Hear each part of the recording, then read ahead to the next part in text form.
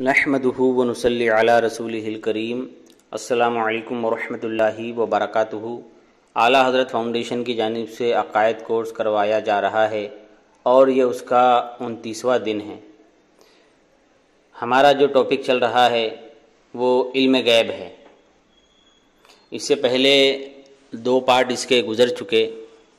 اب آئیے ہم سب سے پہلے تو قرآن پاک کی آیات سے یہ ثابت کریں گے کہ حضور صلی اللہ علیہ وسلم کو اللہ تعالیٰ نے غیب کا علم عطا فرمایا ہے۔ سب سے پہلی آیت ہے سورہ آل عمران، آیت نمبر 179، جس کا ترجمہ ہے: اللہ مسلمانوں کو اس حال پر چھوڑنے کا نہیں جس پر تم ہو، جب تک جدا نہ کر دے گندے کو ستھرے سے، اور اللہ کی شان نہیں کہ اے عام لوگو تمہیں غیب کا علم دے دے۔ ہاں، اللہ چن لیتا ہے اپنے رسولوں سے جسے چاہے، تو ایمان لاؤ اللہ اور اس کے رسولوں پر، اور اگر ایمان لاؤ اور پرہیزگاری کرو تو تمہارے لیے بڑا ثواب ہے۔ یہاں پر اللہ تعالیٰ نے واضح طور پر فرما دیا کہ یہ میری شان نہیں ہے، مطلب اللہ تعالیٰ کہہ رہا ہے کہ یہ میری شان نہیں ہے کہ اے عام لوگو تمہیں غیب کا علم دے دوں۔ ہاں، اللہ چن لیتا ہے اپنے رسولوں سے جسے چاہے۔ اللہ چن لیتا ہے اپنے رسولوں سے جسے چاہے۔ یہاں پر اللہ تعالیٰ کہہ رہا ہے کہ میں عام لوگوں کو غیب کا علم نہیں دیتا ہوں بلکہ رسولوں کو غیب کا علم دیتا ہوں۔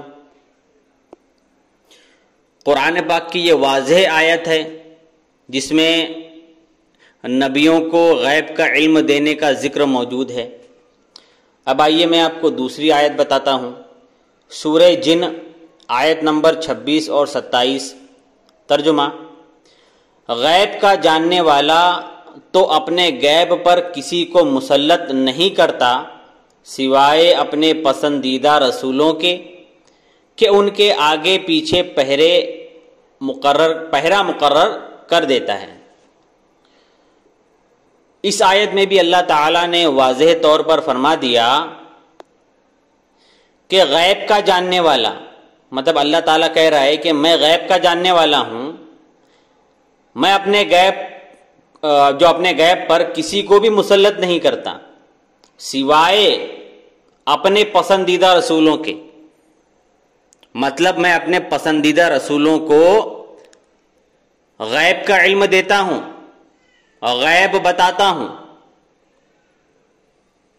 اور پسندیدہ رسولوں میں سب سے پسندیدہ رسول کون ہے؟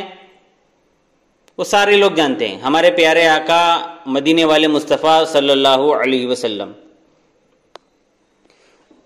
اب آئیے میں آپ کو تیسری آیت بتاتا ہوں، سورہ نساء، آیت نمبر 113، ترجمہ: اور اے محبوب اگر اللہ کا فضل و رحمت تم پر نہ ہوتا تو ان میں کے کچھ لوگ یہ چاہتے کہ تمہیں دھوکہ دے دے، اور وہ اپنے ہی آپ کو بہکا رہے ہیں اور تمہارا کچھ نہ بگاڑیں گے، اور اللہ نے تم پر کتاب اور حکمت اتاری اور تمہیں سکھا دیا جو کچھ تم نہ جانتے تھے، اور اللہ کا تم پر بڑا فضل ہے۔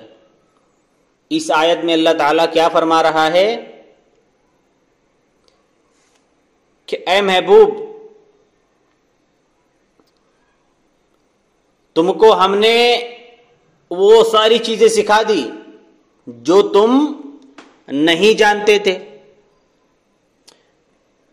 ایک دوسری آیت میں اللہ عز و جل فرماتا ہے کہ اس قرآن میں ہر شے کا علم ہے، ہر چیز کا علم ہے۔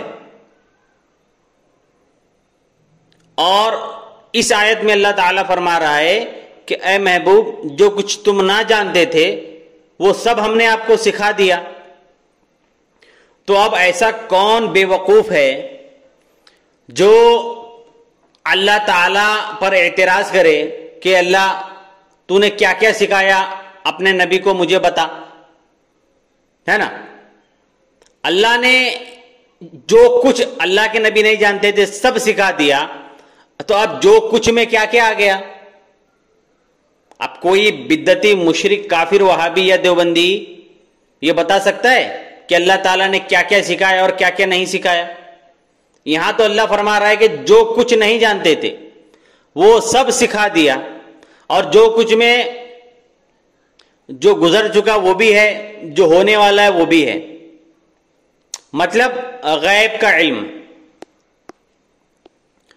آئیے ایک اور آیت میں آپ کو بتاتا ہوں، سورہ تکویر آیت نمبر 23 اور 24، ترجمہ: اور بے شک انہوں نے اسے روشن کنارہ پر دیکھا، اور یہ نبی غیب بتانے میں بخیل نہیں۔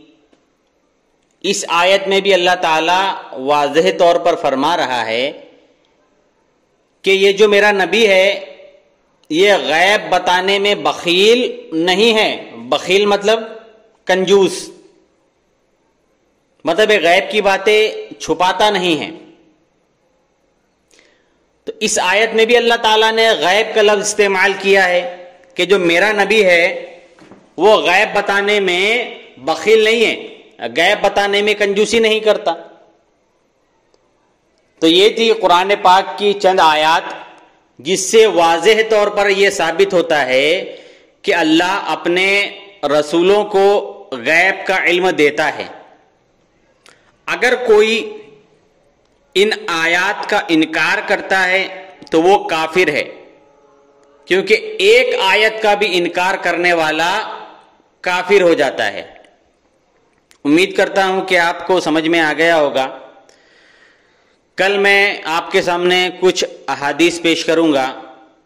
السلام علیکم ورحمۃ اللہ وبرکاتہ۔